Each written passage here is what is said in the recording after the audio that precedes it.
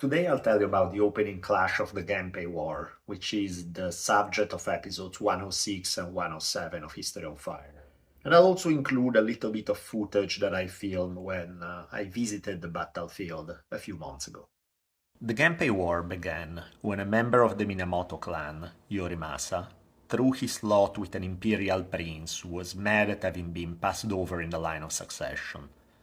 Theirs was a revolt against the man who was the power behind the throne, the true puppet master of the late 1100s Japan, Taira Kiyomori. With about 1,500 men under their command, Minamoto Yorimasa and the prince managed to reach the Uji River, where Yorimasa ordered the bridge destroyed to slow down the Taira army chasing them. The Taira army arrived on the northern bank shortly afterwards. It was around dawn, and a heavy mist covered the river, making the two sides nearly invisible to each other. The shouting of war cries from the Taira side echoed across the river.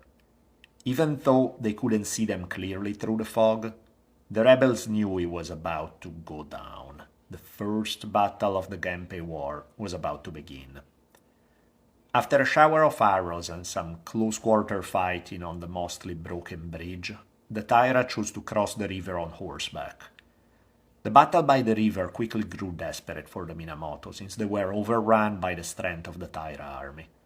Minamoto Yorimasa was hit with an arrow. It's at this moment that one of the most famous moments of the Genpei War took place. His son Kanetsuna had taken an arrow under his helmet and had been killed. His other son, Nakatsuna, losing blood from too many wounds, entered the temple and killed himself. What you see right here, by the way, is a picture of the temple itself. There was nothing left for Yorimasa but choosing how he would die. After invoking the Buddha's mercy, he composed a death poem, something that would become a precedent for future samurai conduct.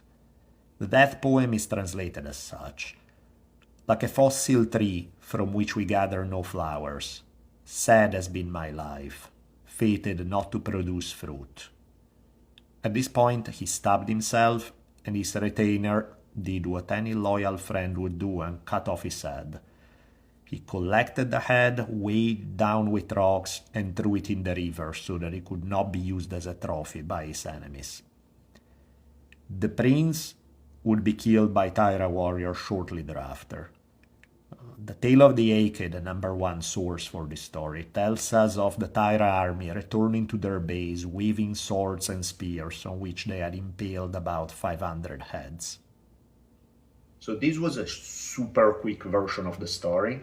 There are many more details in the podcast episodes about the Genpei War, but what is not found in the podcast episodes is some of the footage that I'm gonna show you. I'm gonna start by showing you some of the Uji River itself, where the battle took place.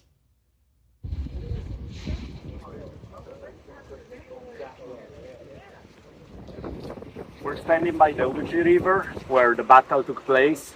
You had Taira forces on one side, Minamoto forces on the other.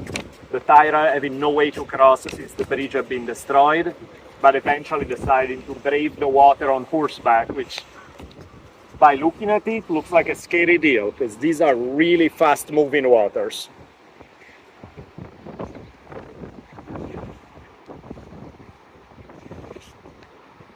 And this next video is taken at the grave of Minamoto Yorimasa.